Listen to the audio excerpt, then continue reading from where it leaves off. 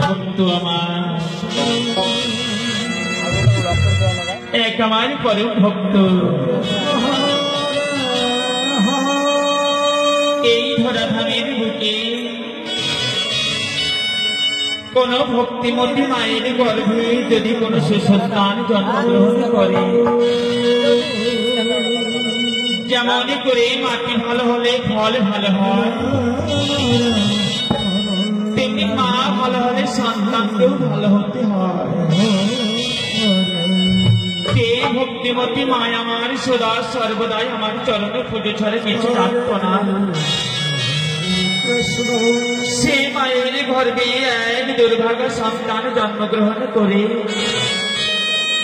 সমাজের অন্যায় বিচারে সে এমন ভাবে দস্যু হয়ে উঠেছে ভক্ত আমার, যার ভয়ে সেই জ্বালার মানুষ স্থির থাকতে পারে না। কোন কোন কারণে কোন ভক্তির যদি ভক্তির ভিতরে প্রকট হয়ে থাকে, একদিন না একদিন সে ভক্তকে আমার আমি করে নেই। তাই সে পরম ভক্তকে তো আমি হেলায় হারাতে পারি না। তাই ভক্তের প্রেম উদার করতে গিয়ে আমি এক ভক্তি পরায়ণা মায়ের সনে তার বিবাহ বন্ধনে লিপিবদ্ধ করে দিয়েছি।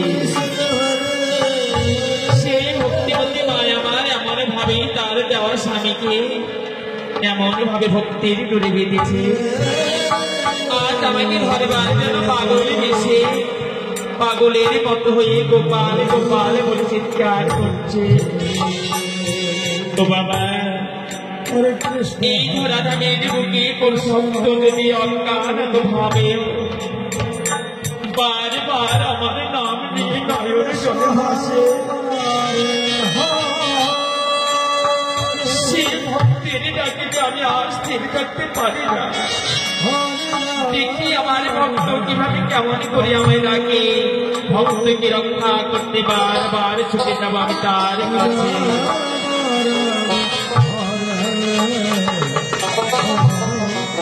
হরে কৃষ্ণ হরে কৃষ্ণ কৃষ্ণ কৃষ্ণ হরে হরে হরে রাম হরে রাম রাম রাম হরে হরে।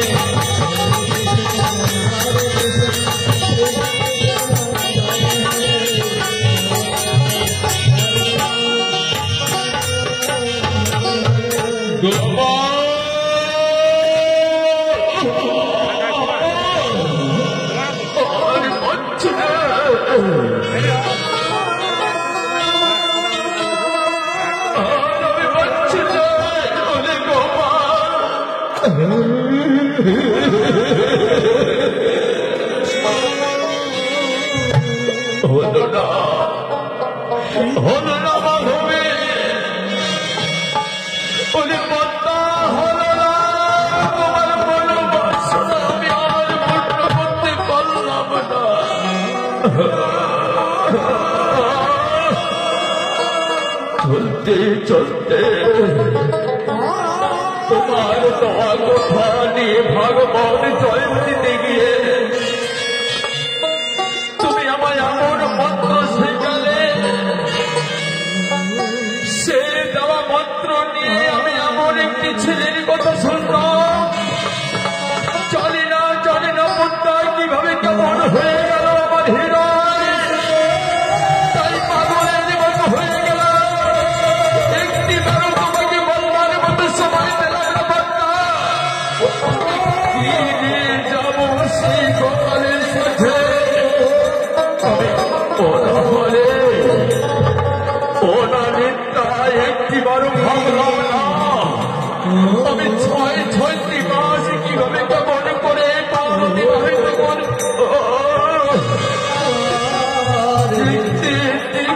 আমার সপ্তম দিবস হারে চলে গেল,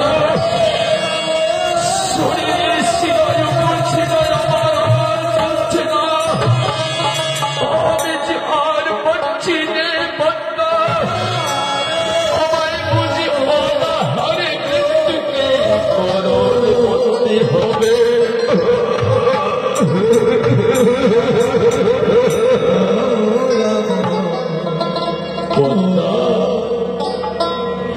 আমার জীবনে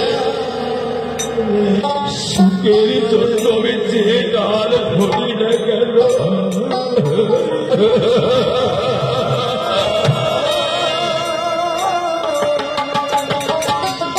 আমি সুখের জন্য যে ডালে হাত দেই না কেন,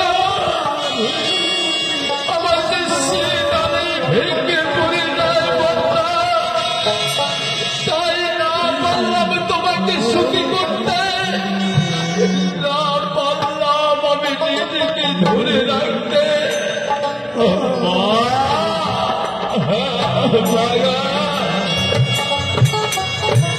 আমি যে আর পাচ্ছি যে মা, এই জীবনের দিনে আমি কাউকে পাশে পাচ্ছি না মা।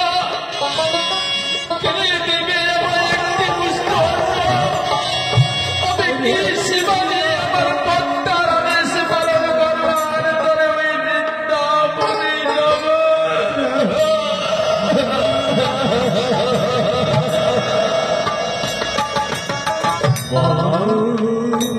ভুলে বলেছে, ভুলে বলে গেছে মা সেই দিনের কথা। তুমি না বলেছিলে মা, যখন আমি তোমার কোলে মাথা রেখে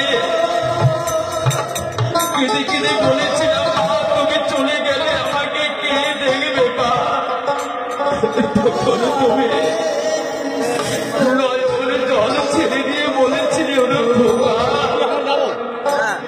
তোর একটি দাদা রয়েছে, আমার সেই দাদার নাম নাকি মধুসূদন। তুই বলেছিলে মা বিপদে পড়লে তো দাদাকে ডাকবে, তোর দাদা তোর বিপদে সারা দিয়ে তোর কাছে ছুটে আসবে। আজও তো সেই দাদাকে দেখলাম না মা, তাই আজ আমি অসহায় মা।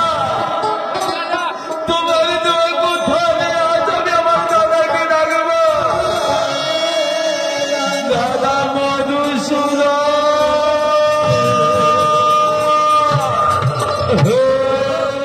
দাদা ওই দাদা মধুসূদন, আর পাচ্ছি না, তুই কোথায় দেখা দে। ভাই, এ ভাই, তুই আমায় দেখেছিস রে ভাই? দাদা, দাদা, প্রণাম তোমার চরণে দাদা, প্রণাম তোমার।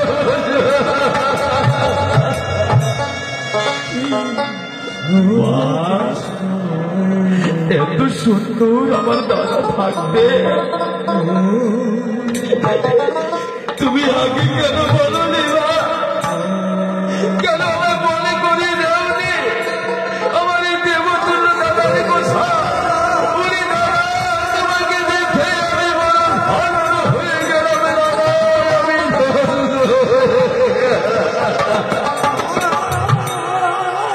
দাদা, আমি দাদা আমার জীবন আর পাচ্ছে না দাদা, আমি আর করতে পারছি না রে দাদা। তাই আমার মা বলেছে বিপদের দিনে তোকে রাখতে। দাদা আমি বড় ক্ষুধার্ত দাদা, দাদা আমায় কিছু খেতে দে না, নইলে আমার প্রাণ জান বাঁচে না।